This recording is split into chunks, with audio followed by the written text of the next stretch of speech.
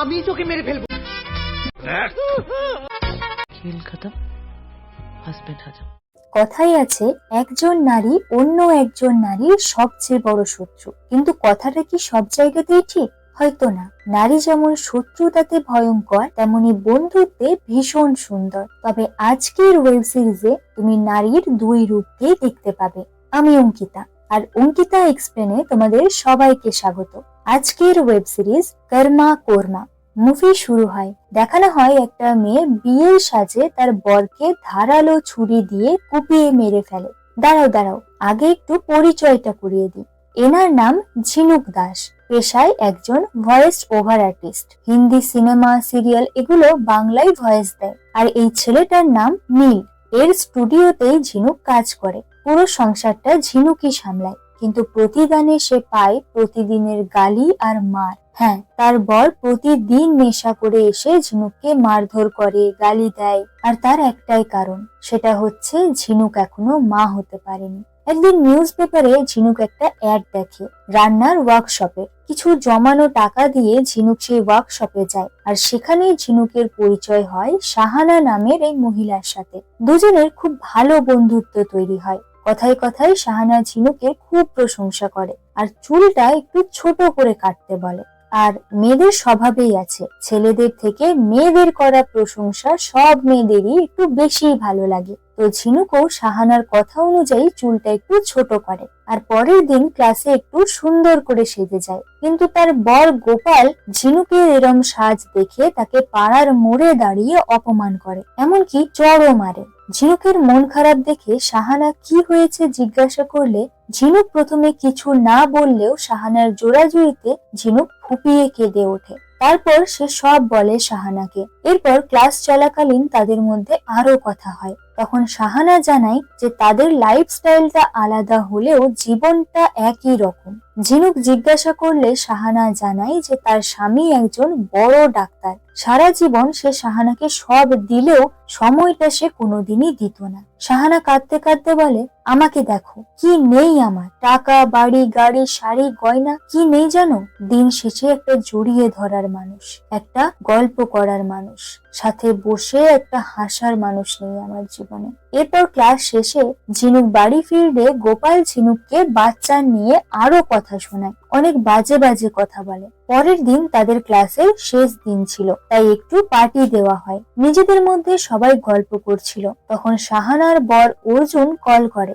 শাহানার পেছনে ঝিনুকও যায়। শাহানার কথা বলা শেষ হলে দুঃখী দেখে ঝিনুক শাহানাকে বলে, সব ঠিক আছে তো? শাহানা জানায় যে অর্জুন নাকি তার সব ব্যাংক অ্যাকাউন্ট থেকে তাকে সরিয়ে দিয়েছে, কারণ হঠাৎ করেই নাকি অর্জুনের মনে হয়েছে যে শাহানা আজকাল বেশি টাকা নষ্ট করছে। অর্জুন নাকি শাহানাকে কোণঠাসা করে মেরে ফেলতে চায়। এই বলে সে কেঁদে ওঠে। ঝিনুক বলে, একটা কথা বলবো, তুমি আমার বরকে মেরে দাও আর আমি তোমার বরকে মেরে ফেলবো, কেউ জানতে পারবে না। খেল খতম, হাজবেন্ড হাজাম। শাহানা অবাক হয়ে ঝিনুকের দিকে তাকায়। ঝিনুক হা হা করে হাসতে হাসতে বলে, আরে মজা করছি, ইয়ার্কি করছিলাম তো। দৃশ্য বদলায়, দেখানো হয় ঝিনুক গোপালের শরীরে মশলা মাখাচ্ছে, আর শাহানা তাকে বলছে, ঝিনুক এবার অল্প আঁচে ভালো করে রান্না করো, যাতে গোপালের হাড়গুলো থেকে মাংসটা ঝরে ঝরে পড়ে। দাঁড়াও, এত ভয় পাওয়ার কিছু হয়নি, এটা আসলে ঝিনুকের স্বপ্ন ছিল। সকাল হতে গোপালের চিৎকারে ঘুম ভেঙে যায় ঝিনুকের। গোপালকে লুকিয়ে ঝিনুক কুকিং ক্লাসটা করছিল, কিন্তু গোপাল সেটা জেনে গেছে, তাই সে চিৎকার করে বাড়ি মাথায় করছে। ঝিনুককে একটা কাচের বোতলও ছুঁড়ে মারে। ঝিনুক নিজেকে বাঁচিয়ে নেয়, কিন্তু তবুও গোপাল শান্ত হয় না। ঝিনুককে টেনে হিঁচড়ে বেলকনিতে নিয়ে যায়, আর বেলকনি থেকে ফেলে দেওয়ার হুমকি দেয়। গোপাল চলে গেলে ঝিনুক বাচ্চাদের মতো ফুপিয়ে ফুপিয়ে কেঁদে ওঠে। পরের দৃশ্যে দেখানো হয় ঝিনুক স্টুডিওতে যায় আর নিজের কাজ করতে থাকে, কিন্তু অনেকটাই কাজ বাকি থাকায় ঝিনুক রাতে আর বাড়ি ফেরে না। কিন্তু সকালবেলা সে যখন বাড়ি আসে তখন দেখে তার বাড়ির সামনে অনেক ভিড়। কাছে যেতেই ঝিনুক দেখে গোপাল রক্তাক্ত অবস্থায় নিচে পড়ে আছে। ঝিনুক সবটা দেখেও নিজের ঘরে চলে আসে। তার হাব ভাব কেমন যেন একটা লাগছিল, মনে হচ্ছিল তার মধ্যে কোনো অনুভূতিই কাজ করছে না, পাথরের মতো হয়ে গেছে সে। ঝিনুক ঘরের দরজাটা লাগিয়ে দিয়ে এক কাপ চা বানায় আর আলমারি থেকে নতুন একটা কাপ বের করে অদ্ভুত ভাবে আয়নায় নিজেকে দেখতে থাকে।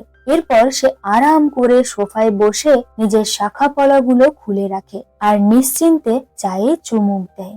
পরের দৃশ্যে দেখানো হয় ইন্সপেক্টর ভূপেন ভাদুড়িকে। তিনি ঝিনুককে থানায় ডেকে পাঠায় জিজ্ঞাসাবাদের জন্য।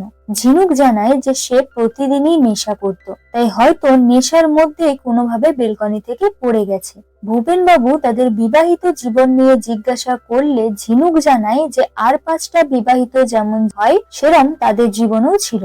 ঝিনুক কি কাজ করে, কটার সময় বাড়ি ফিরেছিল, এসব একটু আধটু জিজ্ঞাসা করে ঝিনুককে বাড়ি যেতে দেয়। ঝিনুক সেদিন সারা রাত আর ঘুমোতে পারে না। মাথায় শুধু শাহানার সাথে মজা করে যে কথাগুলো বলেছিল সেগুলোই ঘুরছিল আর সন্দেহ করছিল যে শাহানাই এটা করেছে। কিন্তু পর মুহূর্তেই সে নিজেকে বোঝায় যে না, সে যেটা ভাবছে সেটা সত্যি নয়। পরের দিন সে খুশি মনে নিজের জন্য রান্না করে আর বেলকনিটা সুন্দর করে ফুল গাছ দিয়ে সাজায়। মন খুলে বৃষ্টিতে ভিজতে থাকে। সে যেন একটা বন্দি খাঁচা থেকে মুক্তি পেয়েছে। এরপর একদিন ঝিনুক শপিং করতে যায় আর সেখানেই দেখা হয় শাহানার সাথে। শাহানা বলে, আমি তো আমার কাজটা করে দিয়েছি।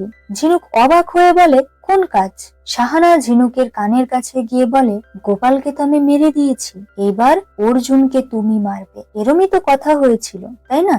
আমি তো করে দিয়েছি, এবার তোমার পালা। এই বলে শাহানা চলে যায় আর ঝিনুক অবাক হয়ে দাঁড়িয়ে থাকে। বাড়ি আসার সময় ঝিনুক সব জায়গায় শাহানাকে দেখতে পাচ্ছিল। কোনো রকমে সে বাড়ি এসে দেখে গোপাল যেখানে পড়েছিল সেখানে ভূপেন বাবু শুয়ে আছে। আসলে তিনি বোঝার চেষ্টা করছিলেন এটা মার্ডার নাকি অ্যাক্সিডেন্ট। ঝিনুক আসতেই তিনি ঝিনুকের বাড়িতে যায় একটু জিজ্ঞাসাবাদের জন্য।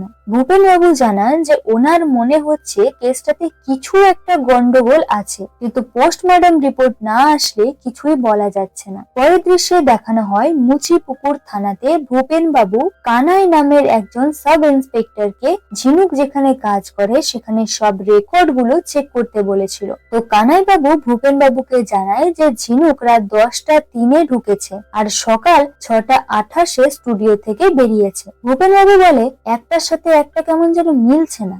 যেই রাতে ঝিনুক দেবী স্টুডিওতে ছিলেন সেই রাতেই গোপাল বারান্দা থেকে পড়ে মারা গেল। ভূপেন বাবু কানাই বাবুকে বলে, আরো একটু গভীরে যাও কানাই, আমার মনে হচ্ছে ঝিনুক দেবী কিছু একটা লুকাচ্ছে। ভুলে যেও না উনি একজন প্রফেশনাল ভয়েস আর্টিস্ট, কোথায় কখন কতটুকু ইমোশন দিতে হবে খুব ভালো করেই জানেন। তাই গোপাল কার কার সাথে উঠতো বসতো ধার দেনার ব্যাপারে খোঁজ নাও। আর ঝিনুক দেবী গোপালের মারা যাওয়ার আগে বা পরে কেমন ছিল, কোনো চেঞ্জ হয়েছে কিনা, কোনো নতুন সম্পর্ক তৈরি হয়েছে কিনা ভালো করে খোঁজ নাও। অনেক রাতে বাড়ি ফিরে আসে ভূপেন বাবু, আপন বলতে শুধুই তার মা। রাতে খাবার খেতে খেতে একটা ছবির দিকে তাকিয়ে থাকেন তিনি, যেখানে ভূপেন বাবুর বউ আর মেয়ে সহ একটা ছবি বাঁধানো ছিল।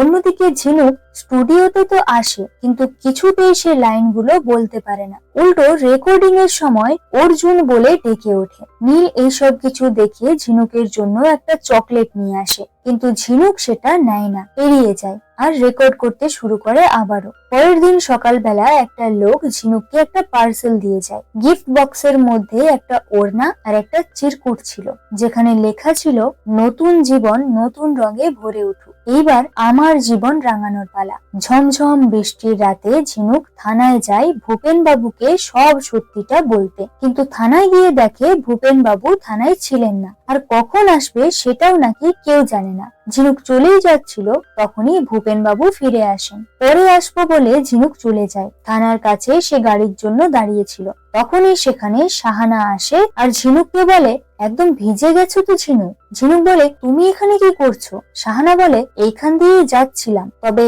আমি যা বলতে এসেছি তুমিও কি তাই বলতে এসেছো? তবে দুজনের বলা কথা যদি একই হয় তাহলে পুলিশের সুবিধাই হবে আর কি। তবে তুমিই তো আমাকে বলেছিলে যে তোমার জীবন খুব কষ্টের আর তুমি মুক্তি চাও, তাই তো আমি এটা করেছি। আর তুমি যে আমাকে বলেছিলে তার প্রমাণ কিন্তু পুলিশ সিসিটিভির মাধ্যমে পেয়ে যাবে, তবে তোমার ঘরে তো সিসিটিভি নেই, তাই আমি যে কাজটা করেছি সেটা প্রমাণ করা তোমার জন্য কঠিনই হবে। ঝিনুক ভয় পেয়ে যায় আর বলে, বিশ্বাস করো আমি কিচ্ছু বলিনি পুলিশকে। শাহানা বলে, তাহলে তো খুবই ভালো, নিজের নতুন জীবন এনজয় করো আর আমার দিকটাও ভাবো। এই বলে শাহানা চলে যায়। পরের দৃশ্যে দেখানো হয় গোপাল গোপালের পোস্টমর্টম রিপোর্ট চলে এসেছে এবং গোপালের পেটে অ্যালকোহলের সাথে ঘুমের ওষুধও পাওয়া গেছে। এটা নিয়ে তারা আরো একটু ইনভেস্টিগেশন করতে ঝিনুকের বাড়ি আসে। ঝিনুক তখন কোথাও একটা বেরোচ্ছিল, কিন্তু আর বেরোতে পারে না। ভূপেনবাবু গোপাল ঘুমের ওষুধ খেত কিনা জিজ্ঞাসা করায় ঝিনুক বলে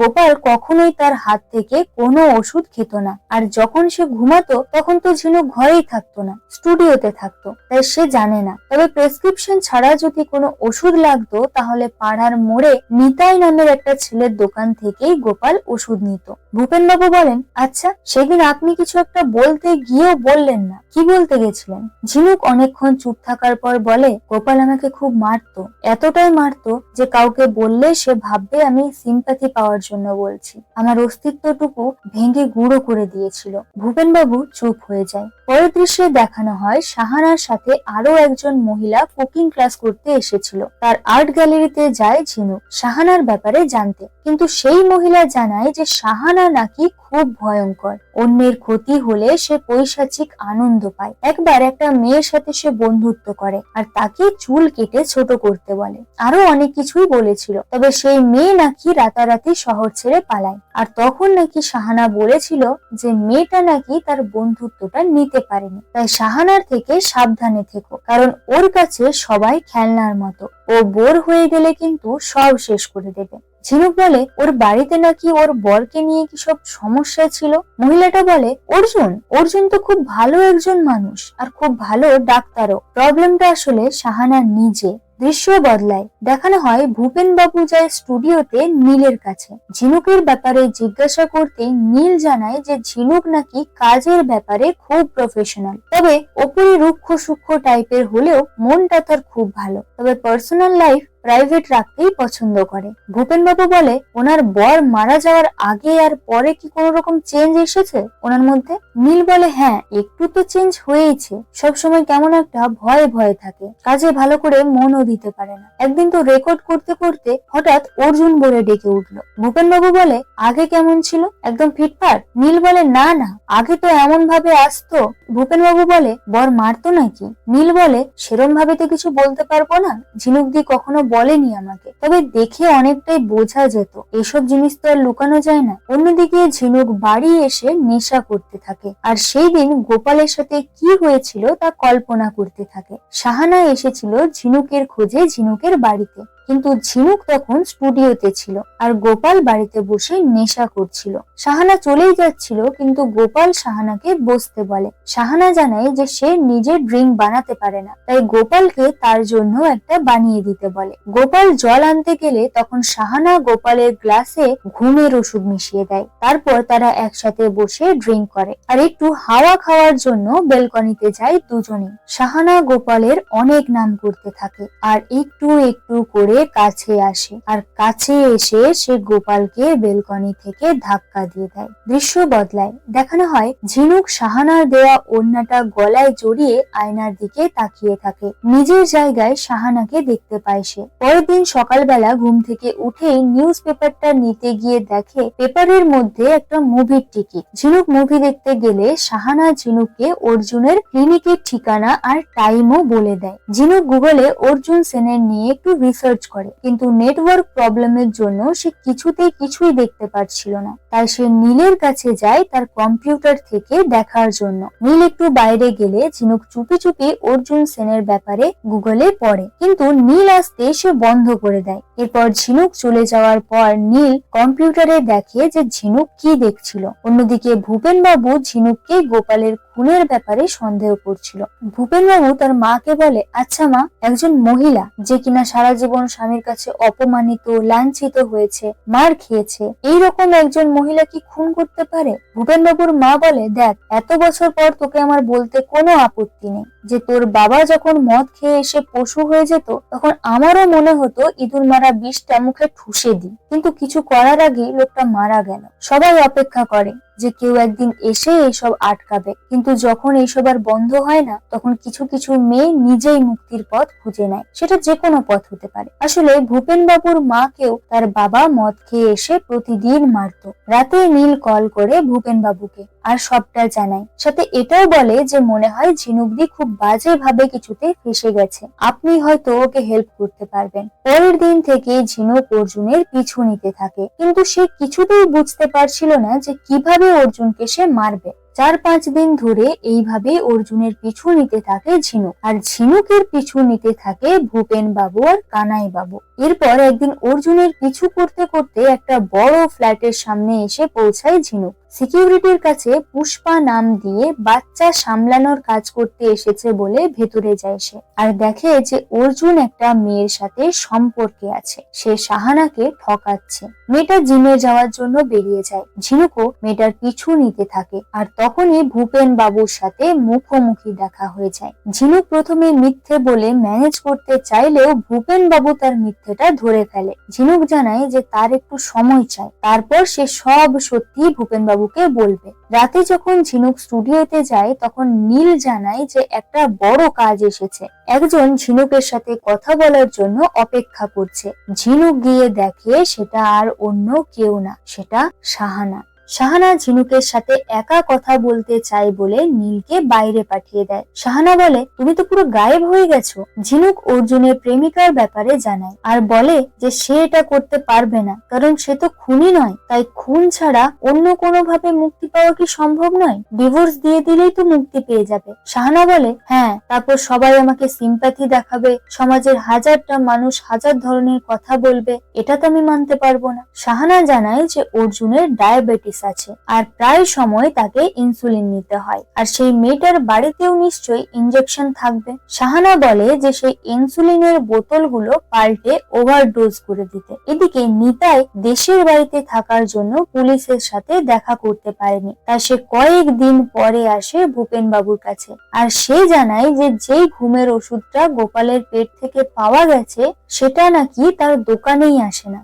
অন্যদিকে সাহানার কথা মতো ঝিনুক একটা ইনসুলিনের শিশি নিয়ে তার ডোজের সাথে ছেড়খানি করে, আর সেটা নিয়ে রামপুর হাটের অর্জুনের বাড়িটাতে যায়। অর্জুনের প্রেমিকা বেরিয়ে গেলে ঝিনুক তাদের ঘরে ঢোকে। আগে থেকে সে দরজার লকের নাম্বারটা দেখে রেখেছিল। ঝিনুক রান্নাঘরে গিয়ে ফ্রিজে থাকা ইনসুলিনের শিশিটা পাল্টে দেয়, কিন্তু যখন ঝিনুক অর্জুনের পিছু করছিল সে দেখেছিল একদিন একজন অন্ধ মানুষকে রাস্তা পার করে দিচ্ছে অর্জুন, তাই সে আবারও ইনসুলিনের শিশিটা পাল্টে ভালো শিশিটা রেখে দেয়। কিন্তু ঝিনুক যখন বাড়িটা থেকে বেরিয়ে আসছিল তখন একটা ল্যাপটপের নোটিফিকেশনের আওয়াজ শুনে সে ল্যাপটপটা চেক করে। একটা ফাইল খুললে সে দেখতে পায় হাজার হাজার মেয়ের সাথে অর্জুনের ছবি আর কিছু কাগজ। ঝিনুক সেগুলোর ছবি তুলে নিয়ে আসে, ভূপেন বাবুকে দেখায় আর এইসবের ব্যাপারে জানতে চায়। ভূপেন বাবু প্রথমে কিছু বলতে না চাইলেও পরে ঝিনুকের জোড়াজুড়িতে মুখ খোলেন। ভূপেন বাবু বলেন, এগুলো হলো ইন্টারন্যাশনাল ব্যাপার, আমি মুচিপুকুরের থানার সামান্য ওসি আর আপনি গলাবাজি করেন, আমার আপনার থেকে অনেক বড় ব্যাপার এগুলো। আসলে এই মেয়েগুলোকে সারোগেসির জন্য তৈরি করা হচ্ছে, আর যে কাগজগুলোর ছবি তুলেছিল ঝিনুক সেগুলো হচ্ছে কন্ট্রাক্ট পেপার, আর সেই কন্ট্রাক্ট পেপার গুলোতে সাহানারও নাম ছিল। এখানে একটা ছোট্ট কথা বলি, অর্জুন ছিল IVF স্পেশালিস্ট, মানে আর্টিফিশিয়াল বাচ্চার স্পেশালিস্ট। তো ঝিনুক ভূপেন বাবুকে বলে অর্জুনকে অ্যারেস্ট করতে, কিন্তু ভূপেন বাবু জানায় যে এই দুই একটা ছবি দিয়ে কিছুই প্রমাণ করা যাবে না, আরো প্রমাণ জোগাড় করতে হবে। তবে ঝিনুকের এই ব্যাপারটা নিয়ে এত ইন্টারেস্ট কেন জিজ্ঞাসা করলে ঝিনুক জানায় যে তার বন্ধু সাহানার বর হলো অর্জুন, আর এই কন্ট্রাক্ট পেপার গুলোতে সাহানারও নাম আছে।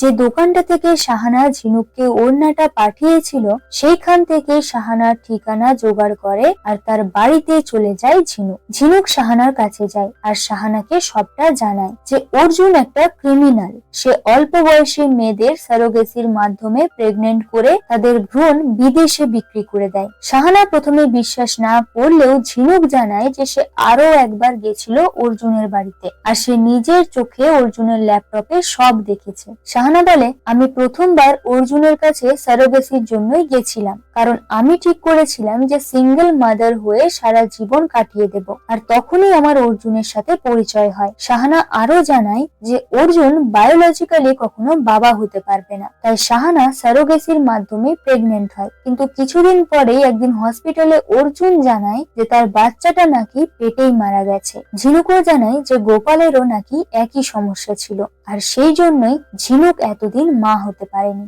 এরপর ঝিনুক তার ফোনটা থেকে একটা বাচ্চার ছবি দেখায় শাহানাকে। শাহানা বলে, এগুলো কারা? ঝিনুক জানায় যে তার বাচ্চাটা নাকি মারা যায়নি, অর্জুন তার ভ্রূণটা চুরি করে এক দম্পতির কাছে বিক্রি করে দিয়েছে, আর এই বাচ্চাটা জন্ম নিয়েছে সুইডেনে। শাহানা বাচ্চা মেয়েটাকে দেখে ফুপিয়ে কেঁদে ওঠে, তার গলা দিয়ে আওয়াজ বেরোচ্ছিল না। সারা রাত সে বাচ্চাটার ছবি দেখে কাঁদতে থাকে। সুইডেনে কল করে হেল্প চায় শাহানা, কিন্তু তারা লিগেল ডকুমেন্ট, বাচ্চার বর্তমান মা বাবার নাম জানতে চায়, কিন্তু শাহানা সেগুলো কিছুই জানতো না। দৃশ্য বদলায়, দেখানো হয় ভূপেন বাবু আর ঝিনুক ছদ্মবেশে স্বামী স্ত্রী সেজে অর্জুনের কাছে যায় সারোগেসির জন্য। তারা জানায় যে তারা মালয়েশিয়াতে থাকেন। ভূপেন বাবুর কাছে মাইক্রোফোন ছিল যেটাতে সব রেকর্ড হচ্ছিল, আর অন্যদিকে কানাই বাবু হেডফোনের মধ্যে সব কথা শুনছিল। ভূপেন বাবু অর্জুনকে জানায় যে তারা 10 বছর থেকে নাকি চেষ্টা করছে, কিন্তু বাচ্চা হতে প্রবলেম হচ্ছে,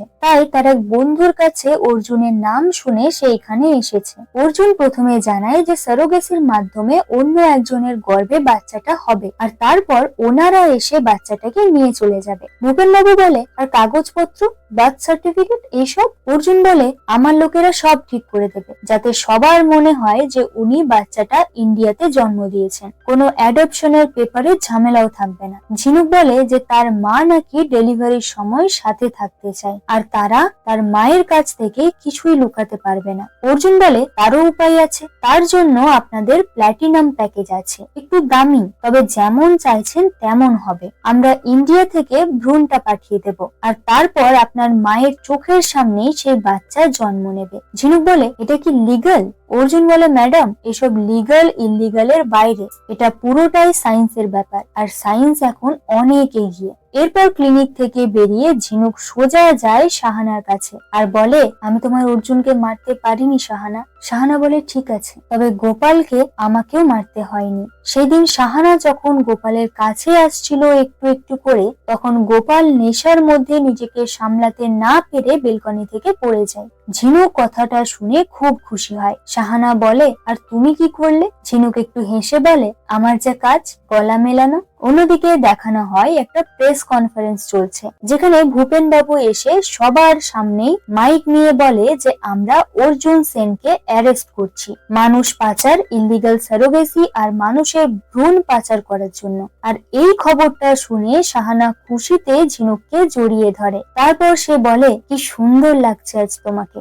ঝিনুক বলে, তোমাকে কপি করেছিলাম। শাহানা বলে, অরিজিনালের থেকেও অনেক সুন্দর লাগছে। ঝিনুকও খুশি হয়ে জড়িয়ে ধরে শাহানাকে। চারিদিকে সেই খবরটা দেখানো হয়। এদিকে শাহানা দুবাইয়ের একটা টিকিট আর পাসপোর্টটা বুকে জড়িয়ে ধরে, আর অন্যদিকে ঝিনুকও নিজের কাজ নিয়ে ব্যস্ত হয়ে যায়। ঝিনুক এখন খুব হাসি খুশি থাকতে শুরু করেছে, আর এখানেই ওয়েব সিরিজটা শেষ হয়ে যায়। ভিডিওটা ভালো লাগলে একটা লাইক করে দিও, আর তোমরা যদি এর পরে কি হলো সেটা জানতে চাও তাহলে পার্ট 2 লিখে কমেন্ট করে অবশ্যই জানিও। যদিও এখন পার্ট 2টা আসেনি, তবে পার্ট 2 রিলিজ হলে আমি অবশ্যই এক্সপ্লেন করব।